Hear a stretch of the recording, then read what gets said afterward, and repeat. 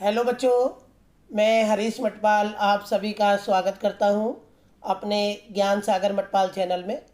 बच्चों, आज की वीडियो हम स्टार्ट करते हैं एक्सरसाइज 5.2 के क्वेश्चन नंबर थर्ड से।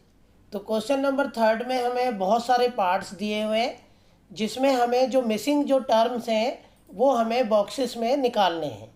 तो जो भी बॉक्सेस में हमें मिसिंग टर्म्स हैं वो हमें निकालने हैं। तो क्वेश्चन नंबर 3 में हमें 5 पार्ट्स दिए हुए हैं।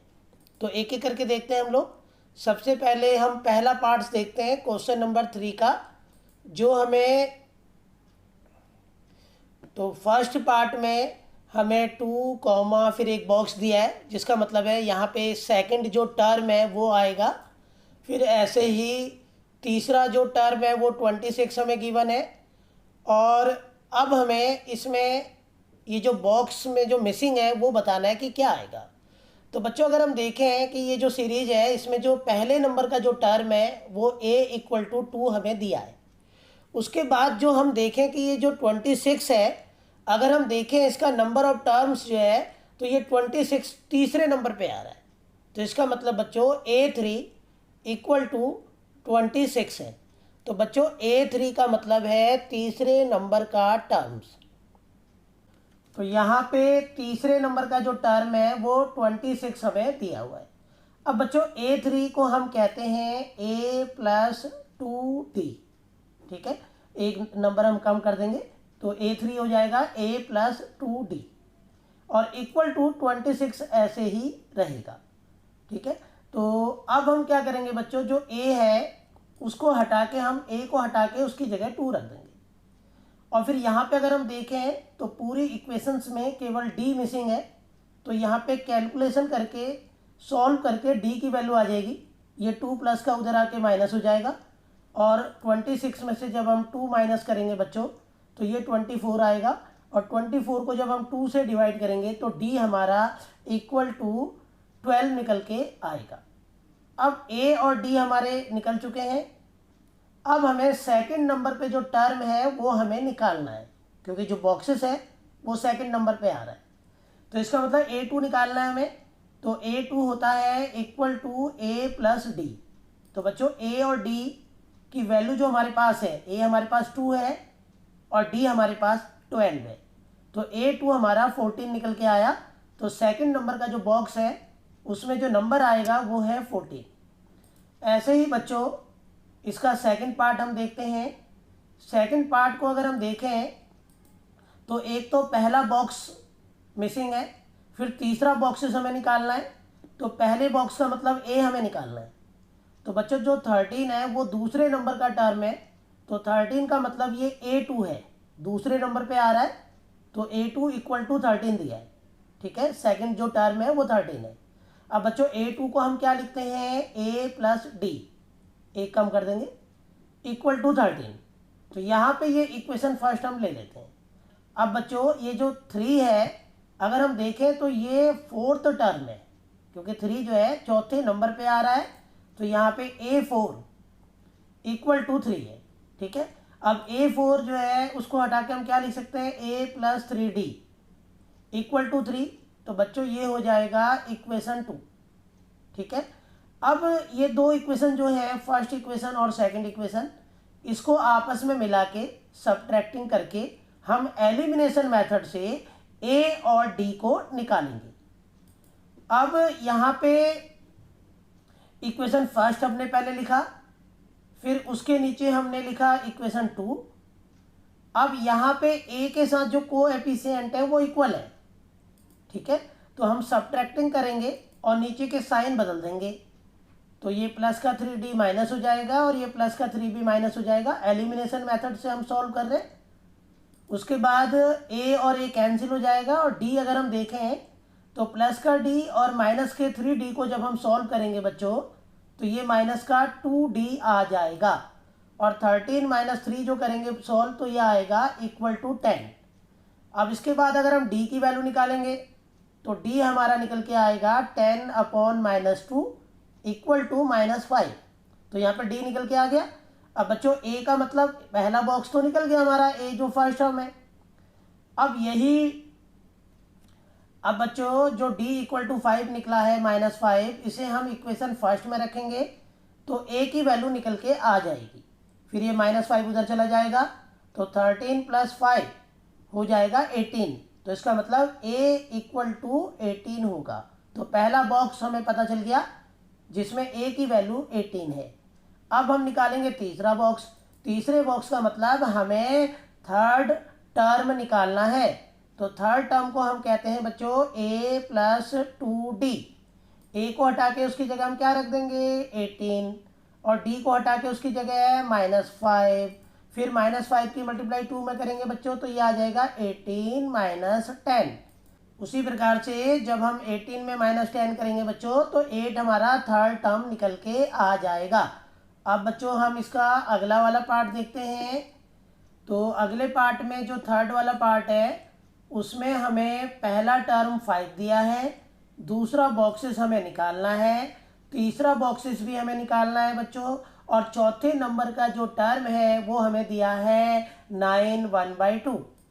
उसी प्रकार से a हमारा इक्वल टू 5 है जो हमें गिवन है।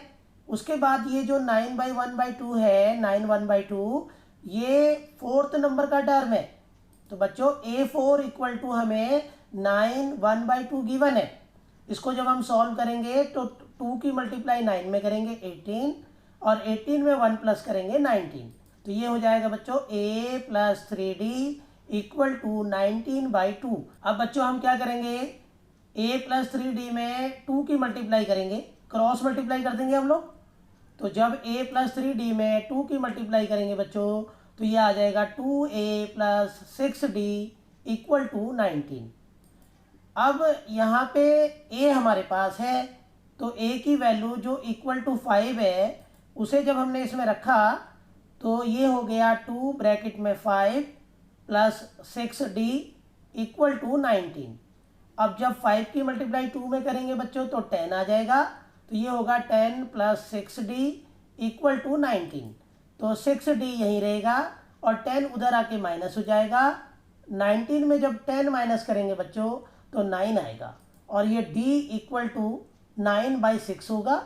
और 9/6 को जब हम सॉल्व करेंगे तो बच्चों ये आ जाएगा 3/2। तो d हमारा निकल के आया 3/2। अब बच्चों हमें सेकंड नंबर का टर्म हमें निकालना है। तो a2 हमारा होता है a + d। तो हमने a को हटा के उसकी जगह 5 लिखा और d को हटा के उसकी जगह 3/2 लिखा।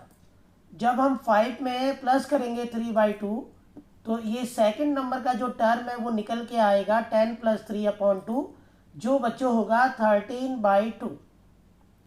अब ऐसे ही अब हम थर्ड वाला टर्म निकालते हैं a3। तो थर्ड वाला टर्म होगा इक्वल टू a + 2d और a और d की जगह उनकी वैल्यू रखेंगे। फिर ये 2 से 2 कैंसिल हो जाएगा बच्चों, 3 बचेगा और 3 को जब हम 5 में प्लस करेंगे तो a3 हमारा 8 निकल के आएगा। तो इस तरीके से हमें थर्ड वाला पार्ट करना है। अब हम इसका फोर्थ वाला पार्ट देखते हैं। तो फोर्थ वाले पार्ट में बच्चों हमें गिवन है -4 जो फर्स्ट टर्म है और दूसरे नंबर का टर्म हमें निकालना है बॉक्सेस। तीसरा बॉक्सेस में क्या नंबर आएगा वो भी हमें निकालना है और चौथे नंबर पे जो बॉक्स बना हुआ है उसमें जो मिसिंग है वो भी हमें निकालना है और पाँचवें नंबर पे भी बॉक्स वो भी मिसिंग है और छठे नंबर पे हमें 6 दिया हुआ है। इसका मतलब है कि ये जो 6 है ये छठे नंबर का टर्म है। तो ये a6 है। तो बच्चों पहले a हमें गिवन है -4 और ये जो 6 है ये 6 टर्म है जिसे हम a6 कहते हैं, ये इक्वल टू 6 है। बच्चों a6 को हम कहते हैं a + 5d इक्वल टू 6 हम ऐसे ही नोट करेंगे। अब हम क्या करेंगे बच्चों a को हटा के उसकी जगह -4 रखेंगे और 5d इक्वल टू 6 ऐसे ही नोट होगा। 5d यहीं रहेगा और -4 उधर 6 के साथ जाके प्लस हो जाएगा। अब बच्चों 6 में 4 प्लस करेंगे 10 आएगा और 10 को जब हम 5 से डिवाइड करेंगे तो d की वैल्यू निकल के आएगी इक्वल टू 2। तो a हमारे पास है, d हमारे पास है। अब हम किसी भी नंबर पे कौन सा संख्या आएगी वो निकाल सकते हैं। तो सेकंड वाला बॉक्स है सेकंड टर्म। सेकंड टर्म को हम कहते हैं a प्लस डी। तो बच्चों a को हटा के हमने क्या लिखा -4 और d की वैल्यू 2। तो सॉल्व करके हमारा आया -2। इसका मतलब सेकंड नंबर का जो टर्म है वो इक्वल टू -2 है। अब बच्चों हम थर्ड वाला बॉक्स निकालेंगे तो थर्ड वाला टर्म निकालेंगे और थर्ड टर्म है a3 जो होता है a प्लस 2d। a और d को हटा के उनकी जगह हमने रख दिया, a को हटा के हमने -4 रखा और d को हटा के 2 रखा। तो बच्चों ये a2 हमारा जो निकल के आया वो इक्वल टू 0 निकल के आया। तो इसका मतलब ये 2 मिसिंग है यहाँ पे थोड़ा सा बच्चों, ये a2 थोड़ा सा गलत हो गया, यहाँ पे a3 आएगा। तो इसका मतलब थर्ड नंबर वाला जो टर्म है वो है 0। अब बच्चों हम फोर्थ नंबर वाला टर्म निकालेंगे तो a4 को हम कहते हैं equal to a plus 3d।